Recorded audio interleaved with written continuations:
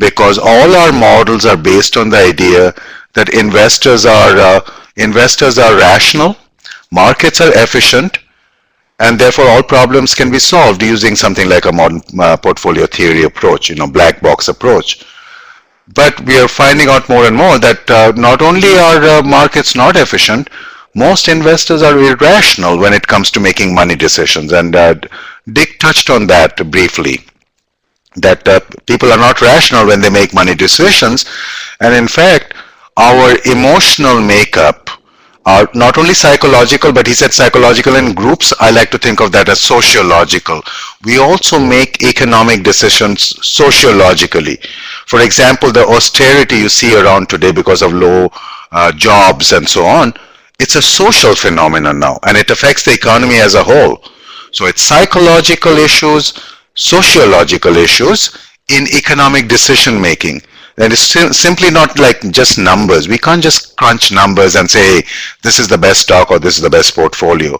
We got to take in the mental makeup of the investor as well, which includes sociological and psychological makeup and mind frame, because when you make decisions under uncertainty, these socio-psychological sort of balances within us have a very strong influence on our decisions. And oftentimes they are at conflict with the rational decision because our social and emotional sort of intelligences are so strong around economic decision making.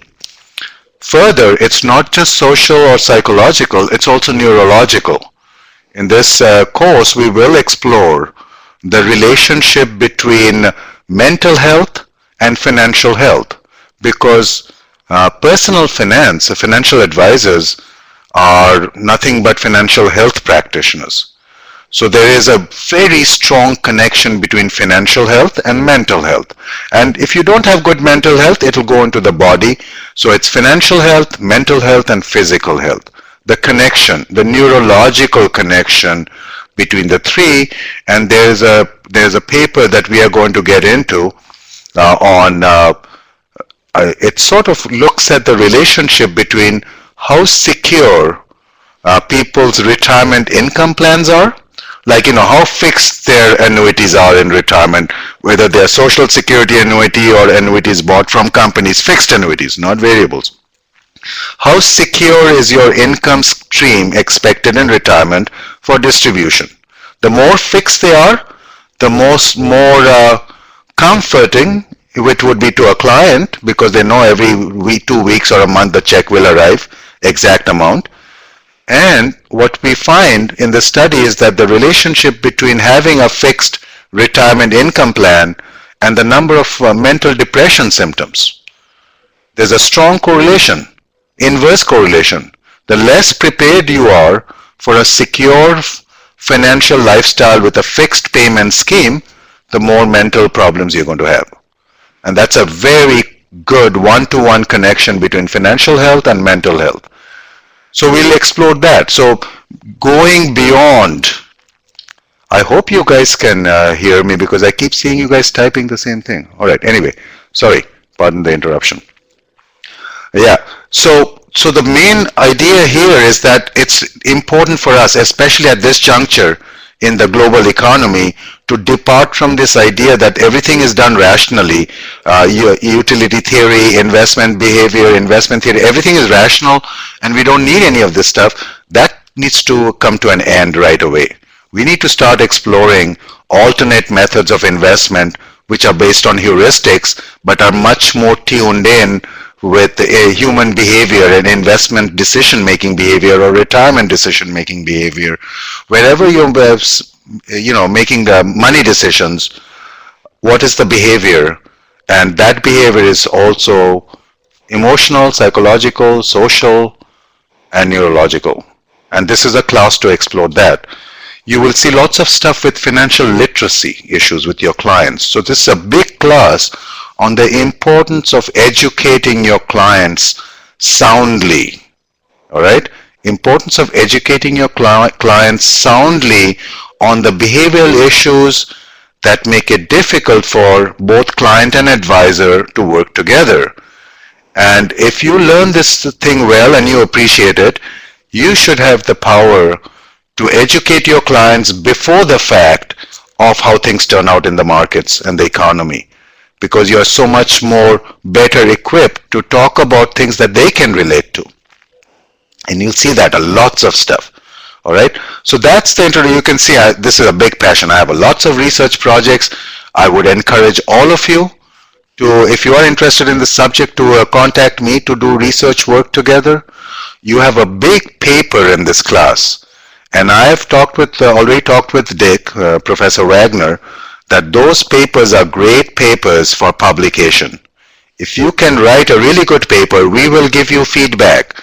And both Dick and I, and especially Dick, and I want to come back to Dick in a moment, we will co-author with you. We will write with you. We'll work with your work. We'll edit with you.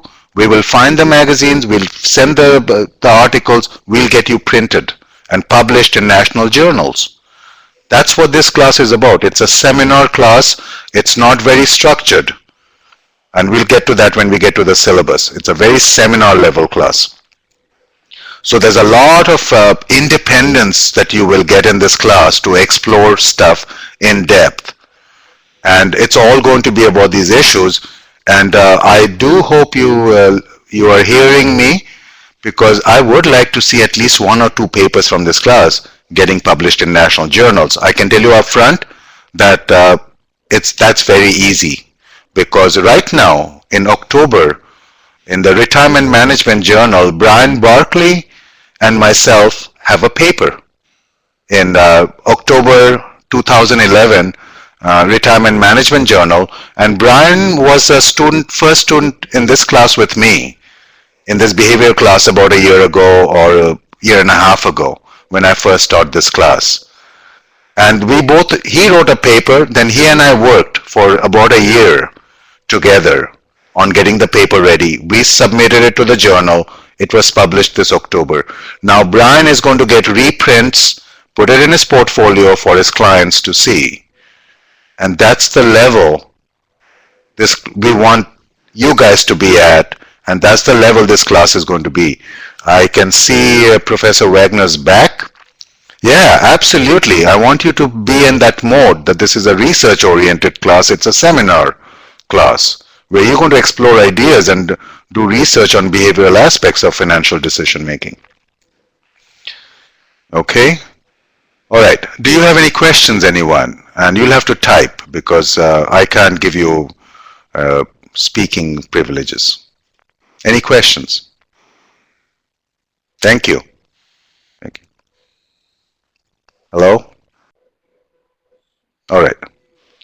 All right. If you have no questions, I can see Professor Wagner's here. Ah, Professor Wagner's typing. Great. Yeah, and he can't. Ooh. No. No.